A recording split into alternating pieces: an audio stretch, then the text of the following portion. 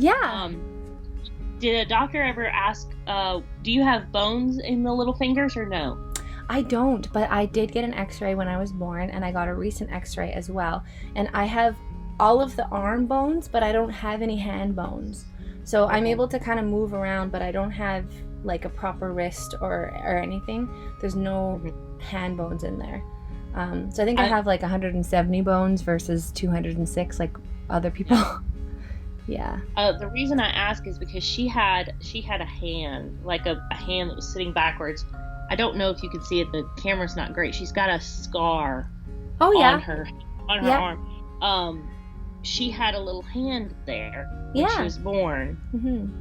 And her orthopedic, because when she was growing into her baby fat, when she was real little, the arm kind of grew up around the hand. Like the fat would come up around the hand.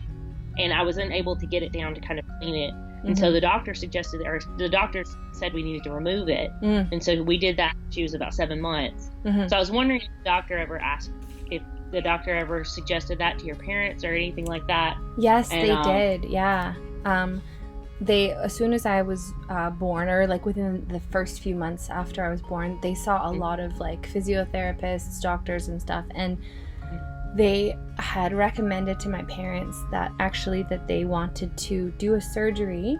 It's almost like a claw surgery where they would cut down the middle of my arm to create it so I could do this, and which can lead to nerve damage, loss of mobility, all those things. And so luckily my parents, they knew enough to kind of say no thank you.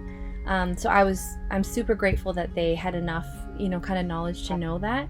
And I don't think doctors are offering that as much, or I hope not anyway. They didn't offer that for her. He said that you're just going to have more and more trouble getting it clean.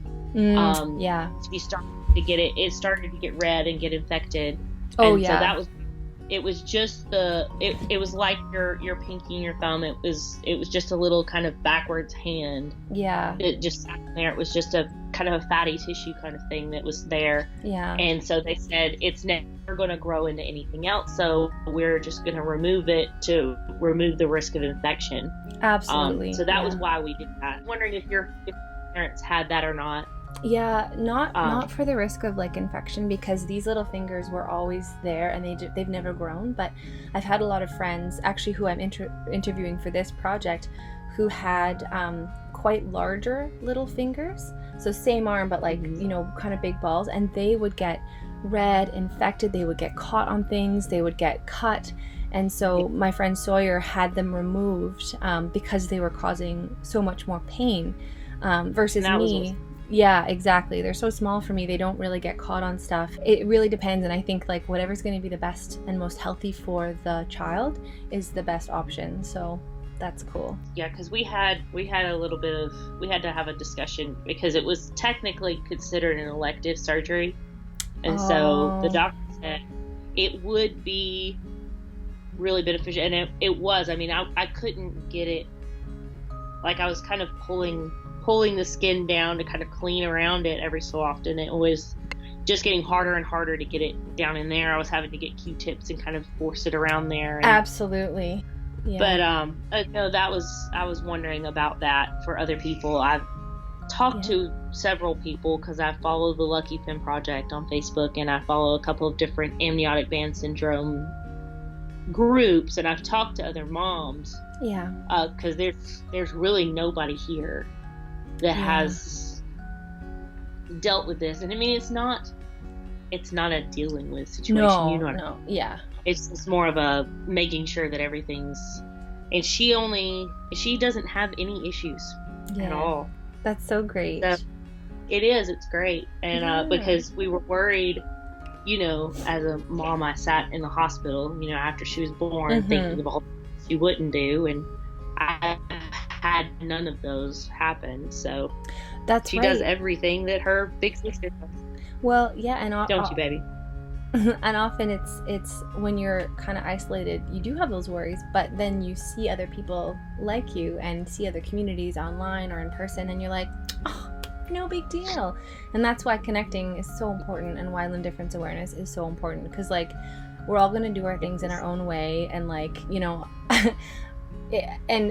it's really fun and like so curious to watch kids and anyone with a limb difference adapting and doing stuff in the ways that work for their bodies. And it's just really, I think we can learn so much from them too, right? Like it's really cool. It really is. It's great to watch her do things, because I actually wrote an article for The Mighty about her a couple of years ago, and she and it was like, because I had just seen, because she held her cup at 9 months and drank from it on her own at 9 months. Wow. Which was earlier than even her older sister did it with two regular hands. And then she was climbing rope ladders at about a year and a half. Wow. I mean, it was amazing to see what she was just able to do and how quickly she was able to adapt. She crawled. All of the doctors told me she probably wouldn't do. And then she started walking early. She was 11. She started walking. And so she was just, I had no issues with her.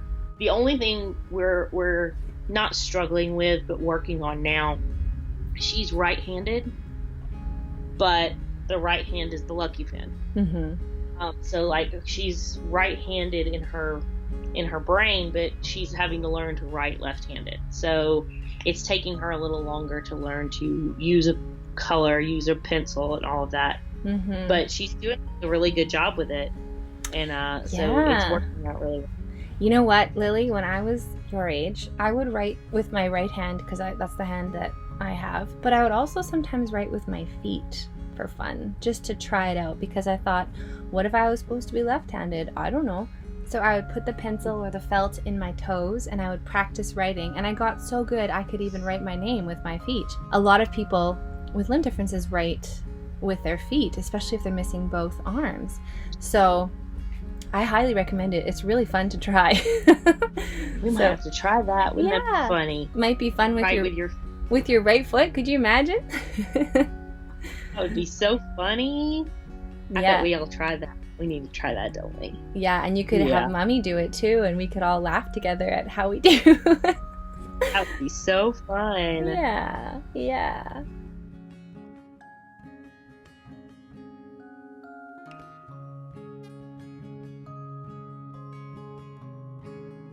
Lily, thank you so much. This was so wonderful. Thank you.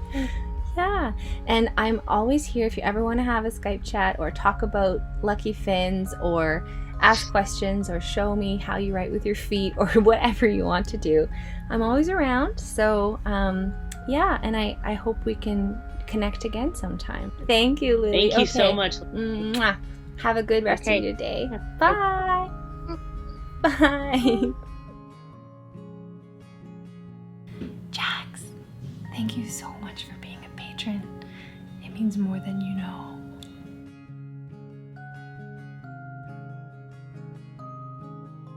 Hey Judy, there you are. Thank you so much for being a patron.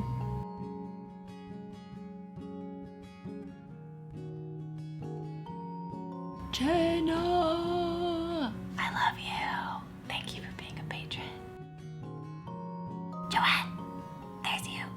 Thanks for being a patron.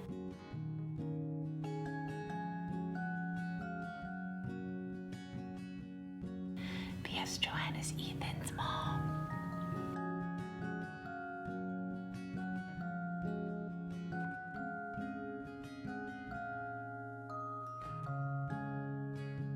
Psst, Joel. Thank you for being a patron.